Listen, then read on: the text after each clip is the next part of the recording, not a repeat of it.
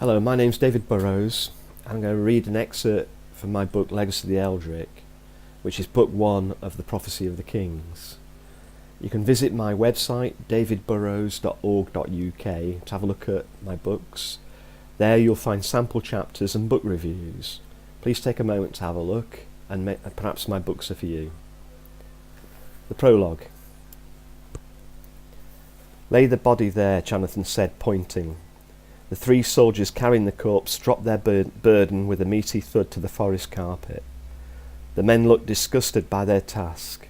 In the distance an owl hooted, and one of the men looked around, fear glinting in his eyes as he scanned the hidden recesses between the trees. "It's an owl," one of his companions said. Jonathan could hear the concern in his voice. Only months ago the sight of another man's fear would have elicited sarcasm or even bullying. But after the recent horrors there was a greater bond between these men. Battle brothers was a common enough expression, but only men who had stood shoulder to shoulder in the darkest moments of combat truly understood what that meant. Men who had felt hot blood splash their hands and experienced a pervading stench of blood, sweat and steel in their nostrils. That was how such close bonds were forged.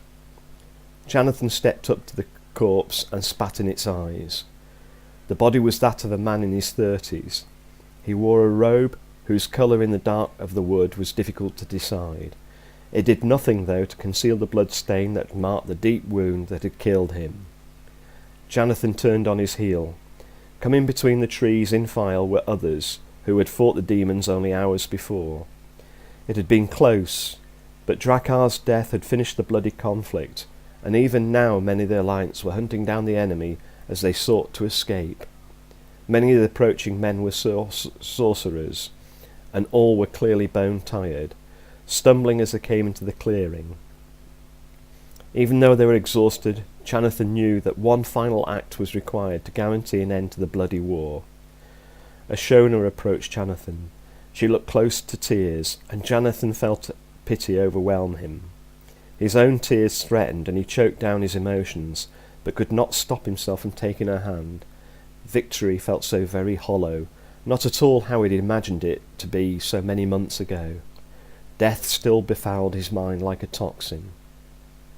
"Swiftly, we must bind his spirit. It must not be allowed to escape, or the demons will crown him their king," Jonathan said. "Surely not," Ashona replied. "How can the demons still follow him after what has happened? He failed them. He is dead. We have killed sorcerers by the score. They cannot summon demons, not for 100 years at least." Jonathan shook his head. "You are wrong, I fear. He made a pact with the demons, a pact that even death cannot undo. He has given the demons everything they wanted, countless souls sent screaming to their world for eternal damnation. If they get his soul too, they will bow to him and call him Lord." Ashona sobbed. "Then we have failed." "No, not if we can banish his soul." "And how can we do that?" Ashona pleaded. Jonathan looked past the grime of battle and into her eyes. With more affection than he had ever felt before, he stroked a strand of her hair from her face. Without replying, he turned to the other sorcerers, who by now had spread themselves around the clearing. They looked a sorry bunch, blood-soaked and covered in gore. Some distance away you could hear the army celebrating, men calling out to each other, glad to find friends and relatives alive, drinking away the cold fear instilled by demons only moments before. Abruptly singing filled the air. Only troops fresh from the horrors of war could show such emotions. By comparison, the men around Jonathan were silent, begrimed with blood and barely able to stand. "We must act swiftly. Until this night is done, his shade will be confined to his earthly body. You there, Carlin, Aswal and Herecht, draw a rune of binding around the corpse. Tarlem and Herest, summon elementals at each corner of the rune. Air, fire and water will do for what we need." The men set to their activities, while the others fell back to watch. As they worked, the din from the army became background noise. Woodland creatures occasionally called out, distracting Jonathan from his musing. What he planned to do, no one had tried before, and he had to think. If this went wrong, he would doom his friends and himself. Finally the others were ready. He looked down at the corpse now lying at the centre of the rune, diligently drawn in the dirt. At each corner of the rune's corners, tiny elementals glowed, their small voices clear even with all the other sounds around them. The sorcerers gathered while the three soldiers hovered to one side, knowing they were witnessing a truly significant moment in history. This was a solemn time. Jonathan raised his eyes skyward. Casting a rune in the air with his hand, he called aloud, "Drakkar, I summon ye." Nothing stirred. A breeze caused the trees to sway, and for a moment the rustle of leaves drowned out the distant celebration. "Drakkar," Jonathan called more urgently, "you are summoned to pay for your crimes." A pungent smell filled the clearing. Unable to help themselves, some of the men stepped back, fear pounding their hearts like poison coursing through their veins. A silver shape appeared, hovering eerily above the corpse. "Bind them, body and soul," Jonathan ordered, and others immediately spoke, casting runes to strengthen their earlier spell. The glow took strength, and the indistinct form of a man appeared.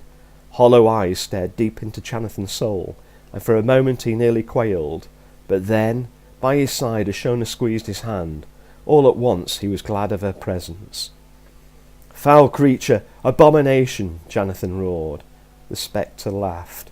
"But I am one of you," a ghostly voice whispered, grinding the nerves of all present. "I too am one of the Eldric." "How dare you?"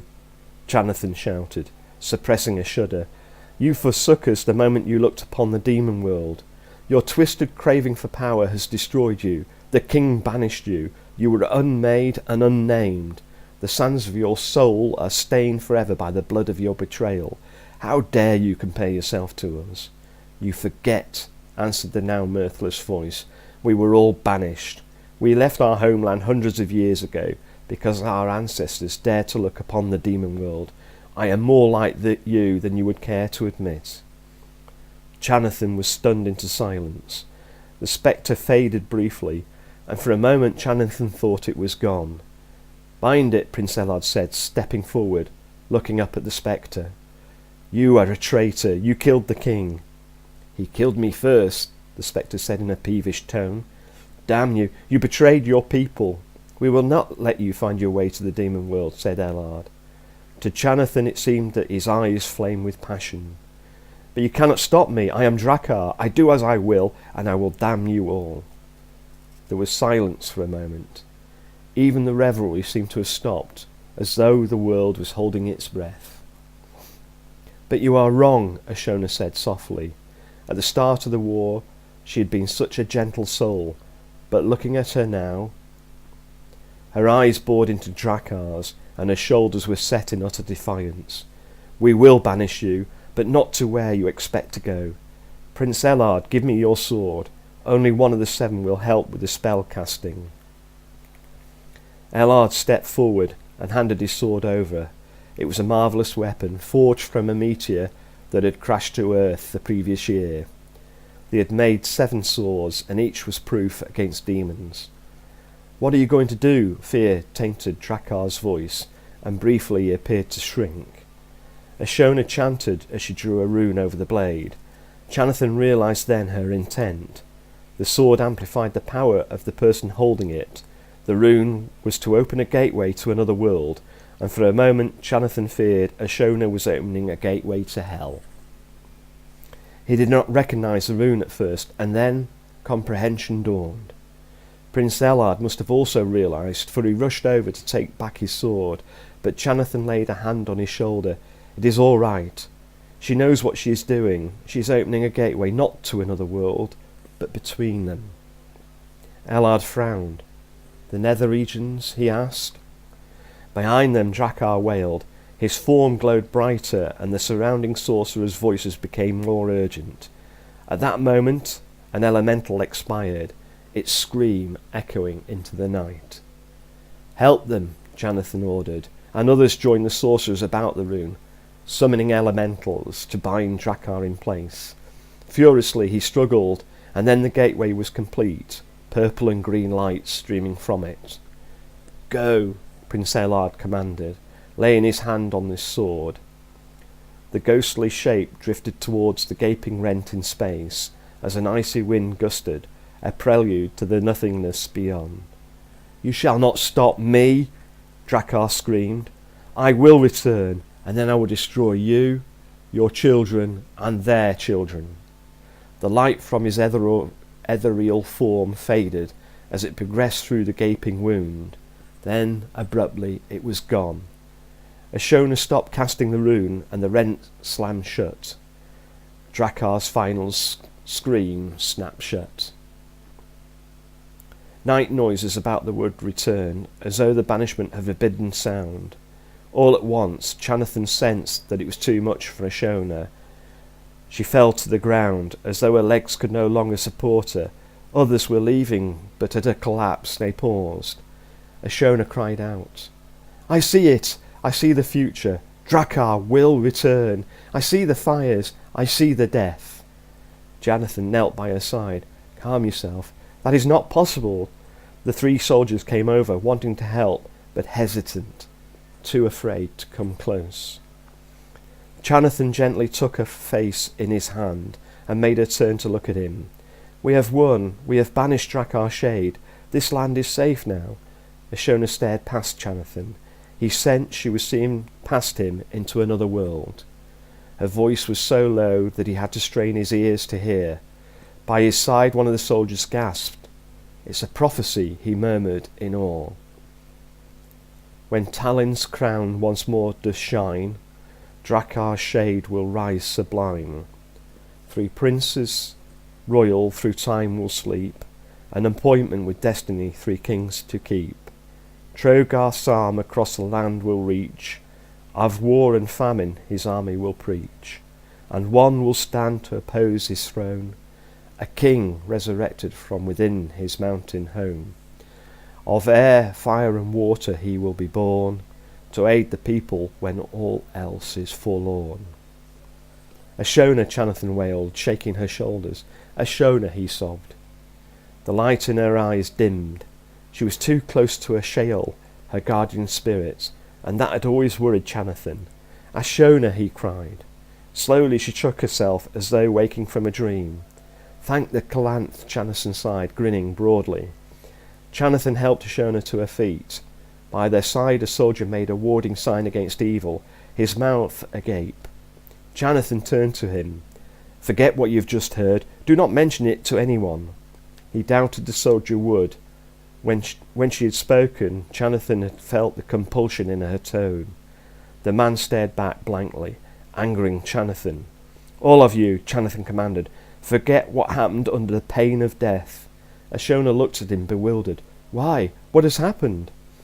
Jonathan looked at her, truly glad she was back. "Nothing. We have won a great battle and darkness has been banished from the world." Taking her hand, he guided her from the wood, towards hope and an uncertain future. Behind them, the 3 soldiers remained, but for a while only. Sensing the evil of the departed soul, they took to their heels, seeking the company of the living, eager to tell the tale of what they had just heard. I hope you enjoyed that. That was an excerpt from Legacy of the Eldric, Book 1 of the Prophecy of the Kings. As I said, visit my website, davidburrows.org.uk, have a look at sample chapters, take your time, browse it, and also have a look at some of the reviews that are there. Many thanks for visiting and thank you for listening. Good reading.